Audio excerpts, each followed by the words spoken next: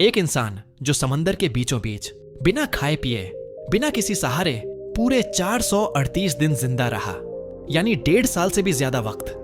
वो भी ऐसी जगह जहां चारों तरफ बस पानी ही पानी था, न कोई इंसान न कोई मदद। उसका नाम था जोस साल्वाडोर अल्वारेन्गा। उसने मौत को मात देकर एक ऐसा कारनामा किया जो दुनिया में किसी ने भी पहले नहीं किया था।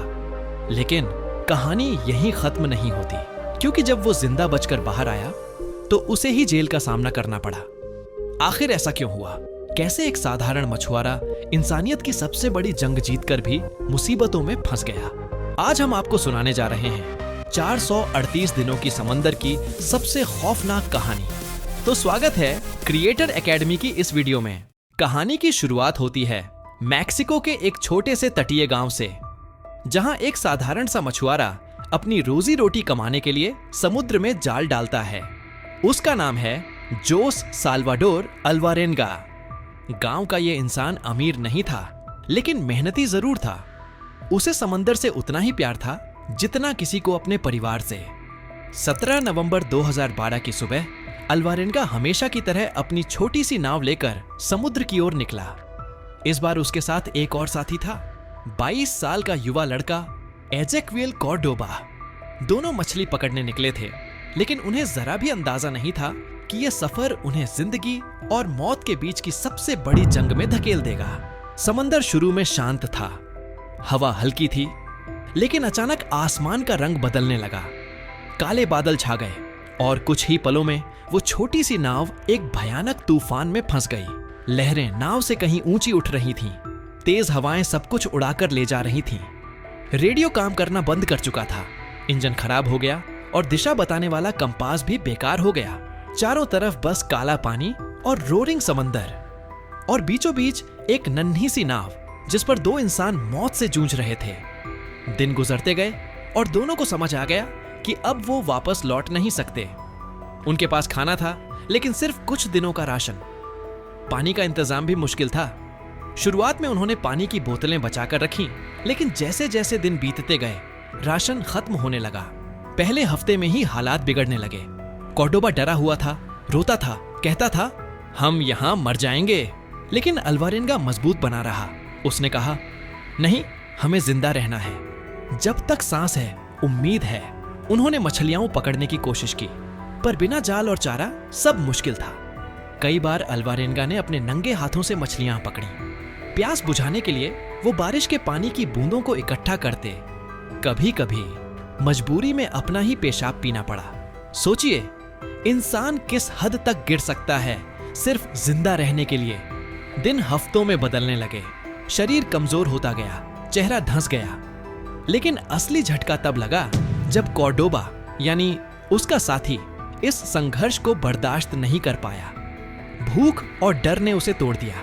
वो बीमार पड़ा और कुछ ही दिनों बाद अल्वारेन्गा के सामने ही उसने दम तोड़ दिया। अब नाव पर अल्वारेन्गा अकेला रह गया था। चारों तरफ सिर्फ समंदर और आसमान, कोई आवाज नहीं, कोई इंसान नहीं, सिर्फ चुप्पी, लहरों की आवाज और अकेलापन। लेकिन अल्वारेन्गा ने हार नहीं मानी। उसने अपने मर चुके साथी के शव को कई दिनों तक साथ रखा, उससे बातें करता जैसे वो जिंदा हो। पर फिर एक दिन उसने समझा कि उसे आगे बढ़ना होगा। उसने अपने साथी को समंदर में छोड़ दिया और अपनी जंग जारी रखी। ये तो सिर्फ शुरुआत थी। आने वाले दिनों में अल्वारेन्गा को शार्क के हमले, भीषण भूख प्यास और मानसिक टूटन का सामना करना पड़ा। लेकिन सबसे बड़ी बात, उसने जिंदा रहने की उम्मीद कभी नहीं छोड़ी। अब अल्वारेन्गा नाव पर अकेला था।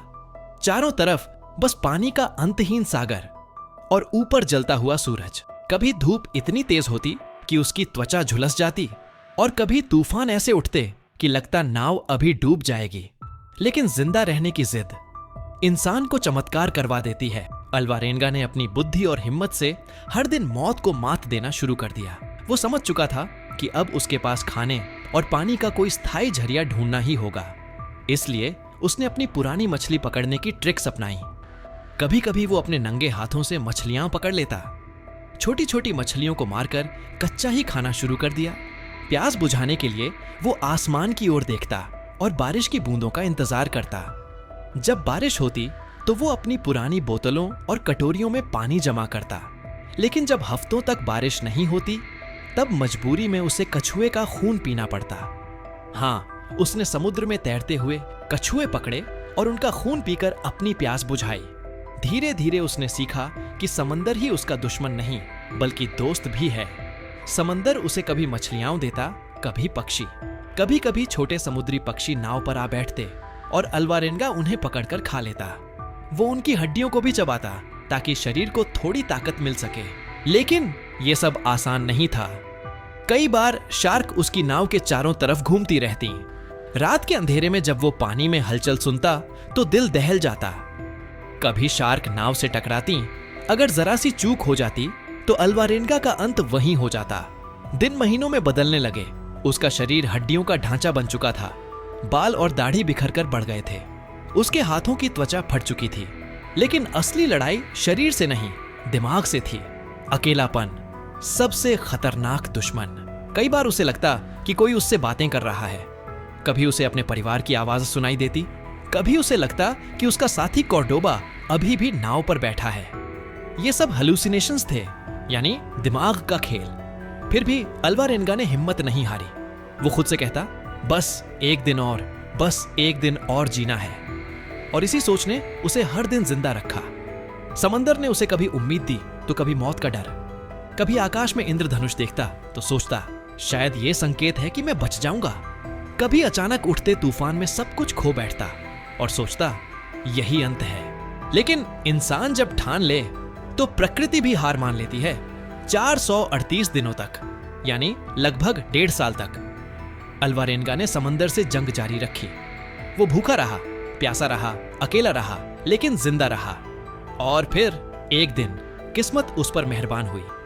जनवरी 2014 में जब उसकी नाव धीरे धीरे बहते हुए मार्शल आइलैंड्स की ओर पहुंची तो वहां के लोगों ने उसे देखा। वो थका हुआ था, टूटा हुआ था, लेकिन जिंदा था। लोग उसे देखकर हैरान रह गए।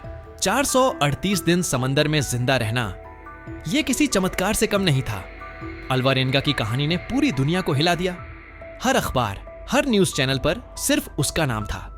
वो समंदर का सर्वाइवर बन चुका था। 438 दिनों की उस खौफनाक जंग के बाद आखिरकार अल्वारेंगा बच गया। मार्शल आइलैंड्स के लोगों ने उसे तट पर देखा और तुरंत अस्पताल पहुंचाया। डॉक्टरों की टीम भी हैरान थी, ये इंसान कैसे जिंदा बच गया। इसका शरीर तो बस हड्डियों का ढांचा रह गया है, लेकिन इसकी सांसें अब भी चल रही हैं। धीरे धीरे अल्वारेंगा की कहानी बाहर आने लगी। पूरी दुनिया उसकी दास्तान सुनकर दंग रह गई।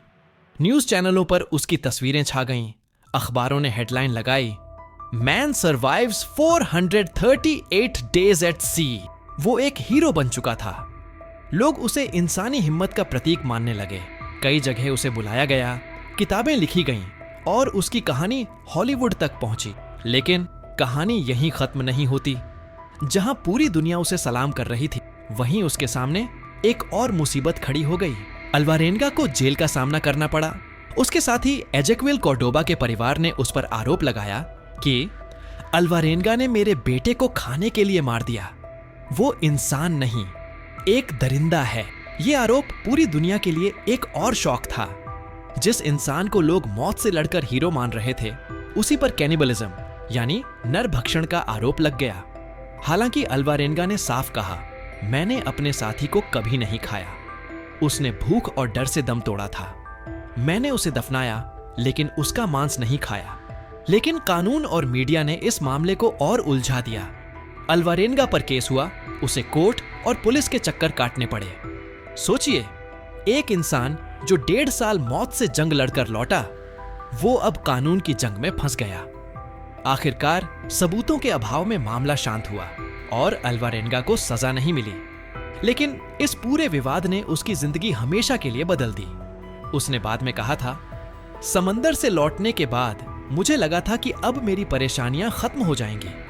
लेकिन सच ये है कि असली जंग तो जमीन पर शुरू हुई।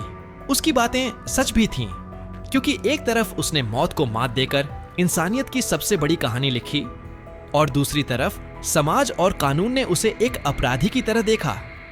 जोसे साल्वाडोर अल्वारेंगा की कहानी हमें यह सिखाती है कि इंसान की सबसे बड़ी ताकत उसका शरीर नहीं, बल्कि उसका इच्छा शक्ति है। 438 दिनों तक अकेला, भूखा, प्यासा, मौत के साए में जीते हुए भी उसने हार नहीं मानी। ऐसे ही सर्वाइवल स्टोरी देखना चाहते हो तो लेफ्ट वाली वीडियो में क्लिक करो। मैं आपसे वहीं मिलूंगा। वीडियो कैसा लगा कमेंट करके जरूर बताना।